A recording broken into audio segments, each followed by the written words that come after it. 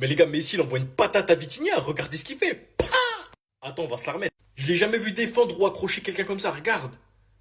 Ah, après, il va marcher. Vraiment, les gars, regardez comment il est accroché sur le dos de Vitinha. C'est choquant. J'ai jamais vu Messi faire ça. Même les gars, Messi, quand il était à son prime de cardio, de forme, de physique, tout ça, je l'ai jamais vu défendre sur quelqu'un, l'accrocher dans le dos comme ça. Les gars, il a vraiment la rage contre Vitinha.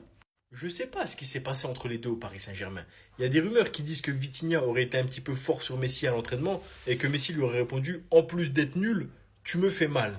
Et aujourd'hui, les gars, Vitinha, en plus de le traumatiser, lui mettre 4-0 à la mi-temps, regardez ce qu'il lui fait. Il tourne autour, Messi l'a beau le taper, il a pas touché la balle.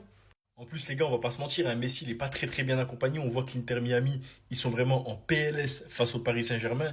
Ça veut dire que Messi, il touche pas beaucoup de ballons. Les seuls ballons qu'il voit, c'est les ballons qui sont dans sa zone autour de lui et c'est Vitinha qui les touche. C'est pour ça qu'il lui fonce dessus. Mais par contre, quand il s'agit de faire le pressing sur des autres joueurs, tu vois Suarez en mode femme enceinte qui court dans tout le terrain, qui a du mal à digérer le barbecue de la veille.